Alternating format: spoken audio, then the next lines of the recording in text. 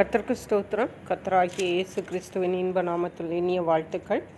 இன்றைய தியானத்திற்காக ஜெபித்த பொழுது தேவன் தந்த வசனம் 1 நாளாகம புஸ்தகம் 4ஆம் அதிகாரம் 10ஆம் வசனம்.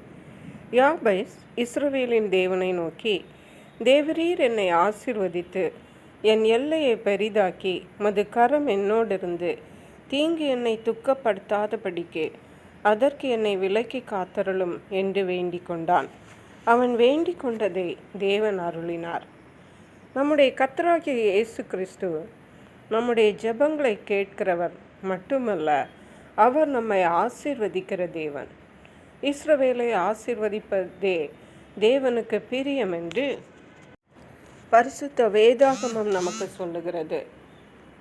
இது முற்றிலும் உண்மையானது. தேவன் தான் படைத்த அவருடைய கைகளின் கிரியைகளாகிய நம்மை எப்பொழுது சந்தோஷமாக ஆசீர்வாதமாக வைத்திருக்க வேண்டும் என்பதே அவருடைய வாஞ்சை.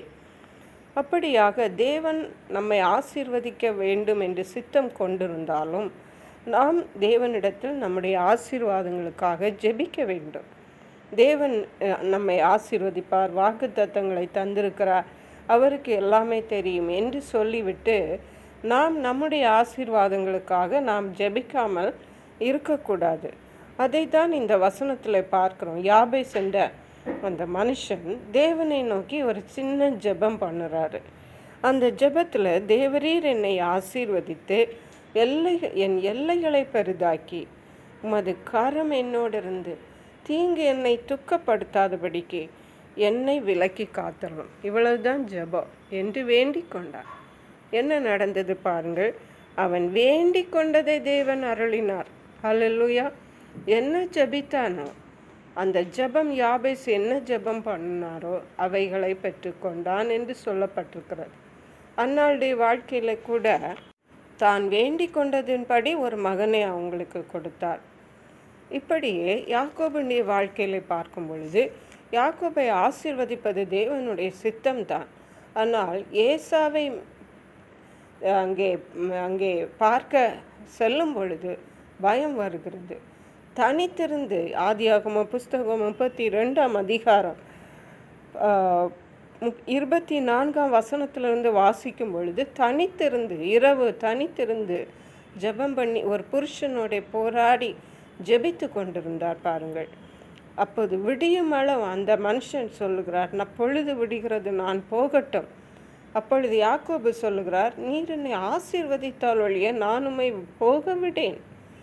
பாருங்கள், யாக்கோபை ஆசீர்வதிப்பது தேவனுடைய திட்டத்திற்கு உட்பட்டது தான். ஆனாலும் யாக்கோபு தேவனோட போராடி தன்னுடைய ஆசீர்வாதத்தை வாங்கிறதை பார்க்கிறோம்.